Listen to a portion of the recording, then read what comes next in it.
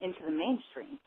Well, I think that the most important way is not to have people think that you're trying to manipulate them and that your involvement is about, your particular hobby horse. I bought a full-page ad in the school directory that linked to websites criticizing, the current approach toward drugs. But I wasn't trying to be obnoxious. I have a "No More Drug War" bumper sticker on my car. I had a "Free Clarence Aaron" bumper sticker. He's a prisoner of the war on drugs on my car. So people knew who I was, knew what I was about. I have a website. So, I get quoted in the newspapers. People would say, "I saw you on television talking about drugs. You made a lot of sense." But it was not, so I've never made it a point to sort of be a pain in the butt. It's that I've lived a life that I'm proud of, and it makes sense for me and my family. And I've never tried to conceal, my political views, because I knew that I wasn't in danger. We have a Constitution that protects free speech in this society. And, the patriotic thing is to exercise your constitutional rights and not think that they aren't real. If you behave as though you're living in a police state, you're encouraging the police state mentality. Yeah, absolutely. Good advice. Good advice. Well, Eric, it looks like we're about out of time. Would you like to leave our listeners with any parting thoughts? I encourage your listeners to stay active, to write letters to the editor, to stay informed, to write their members of Congress regularly and their state legislators, to simply think about, how long they want to keep wasting money on a policy that is hurting American families and hurting our economy.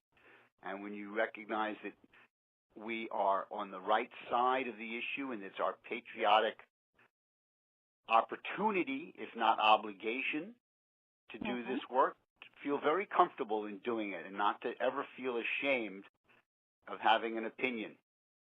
Beautiful. That's great. Thank you so much. And can you please give our listeners your website information once again? To get 11 ways the war on drugs is hurting your business, go to www.business-council.org.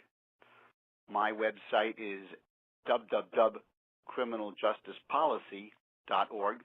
I'm the president of the Criminal Justice Policy Foundation in Silver Spring, Maryland. Very good. Well, I sure would like to thank you for taking the time to talk with us today, and it has been amazingly informative. I think that we gave people quite a bit to think about, certainly quite a bit to investigate and learn about, and I do hope that you'll come back and enlighten us again. My pleasure. Thank you, Jen. Oh, thank you so much, Eric. You have a great day. Goodbye. Bye-bye. Wow, what a really, really special guy. I want to share with you, I know that we're running a little bit over here, but I wanted to share with you the 11 points that Eric made in his article, 11 Ways the War on Drugs is Hurting Your Business. And I'm going to go through them very quickly, but afterwards I do encourage you to go to the website, read the article, and get the numbers and the facts behind the points that I'm making here right now, okay? So we'll start and we'll go quickly.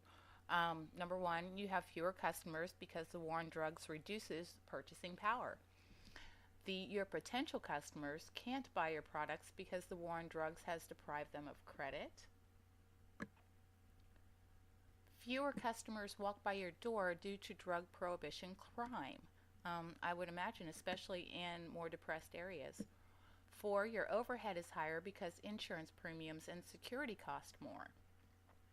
Your health insurance premiums are higher because prohibition does not protect public health. The housing business is further depressed, and your real estate taxes are higher because of prohibition crime. Number 7, prohibition crime creates long commutes and reduces your employees' productivity. Your tax bills or your tax bill is higher because prohibition wastes taxes. Number 9, you pay more on interest and bank charges. Number 10, some of your competitors have an unfair advantage because they launder drug money. And last but not least, number 11, some of your competitors, let's back that up. Number 11, the goods you sell cost you more to purchase. Now, as I said, do go read the article, and once you start seeing the puzzle pieces and how it all fits together, it's a little startling, and hopefully it's startling enough to get you motivated to make the change. Get active.